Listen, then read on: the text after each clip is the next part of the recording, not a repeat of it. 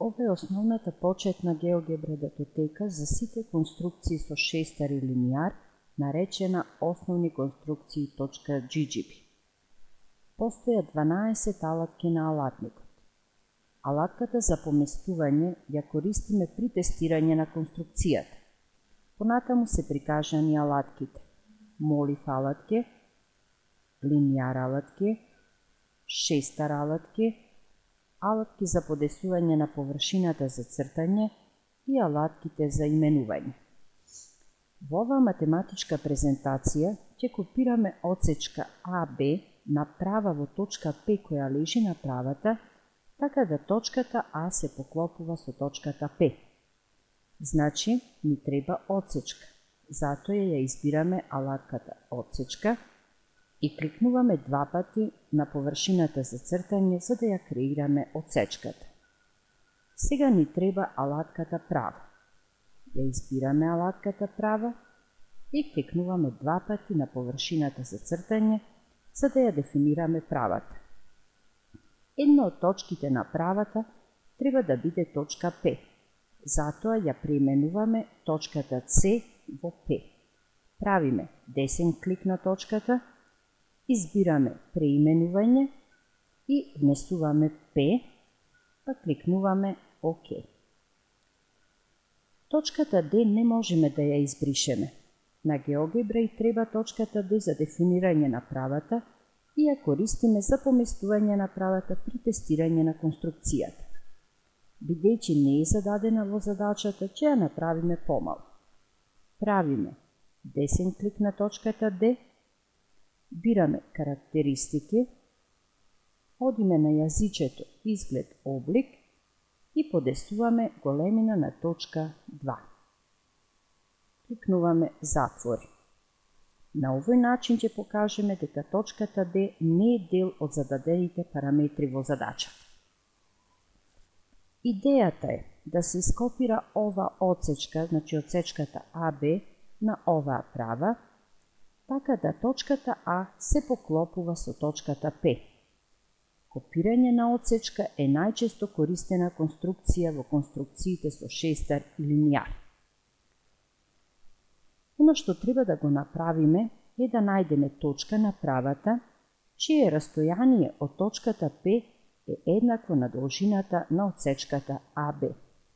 Ова всушност представува дефиниција на кружница. Кликнуваме на алатката шестар, која служи за цртање кружници, и треба да го измериме растојанието АБ, кој ќе представува радиус на таа кружница. Кликнуваме на првата точка, која е почеток на радиусот, па на втората точка, која е крај на радиусот, и на крај на точката П, која представува центар на кружницата.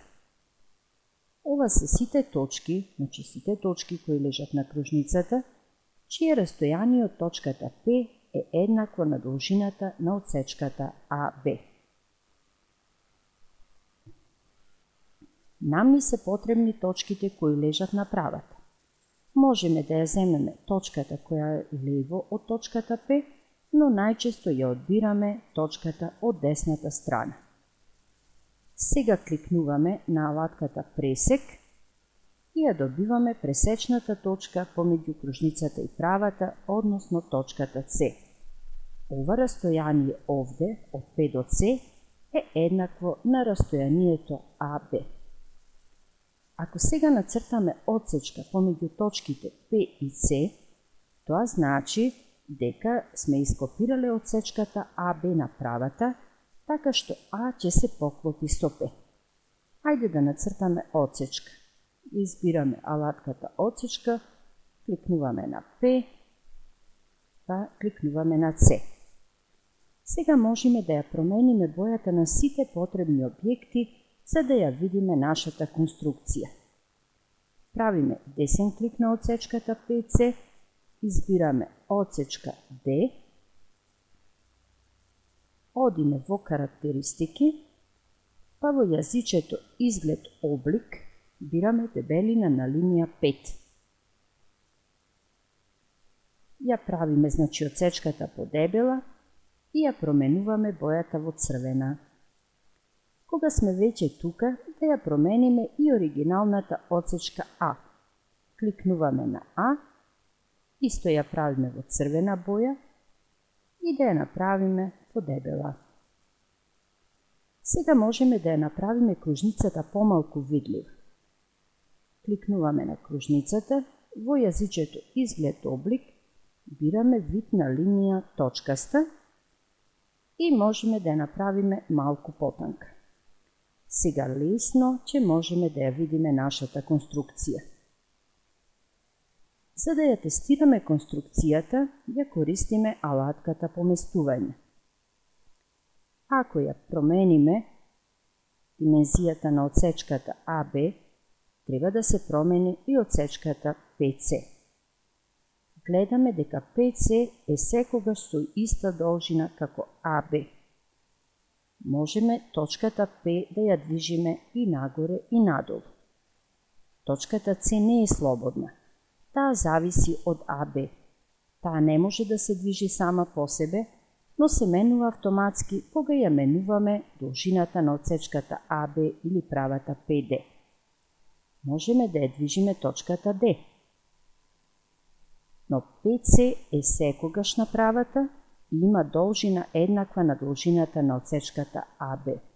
Тоа значи дека тие две отсечки се складни.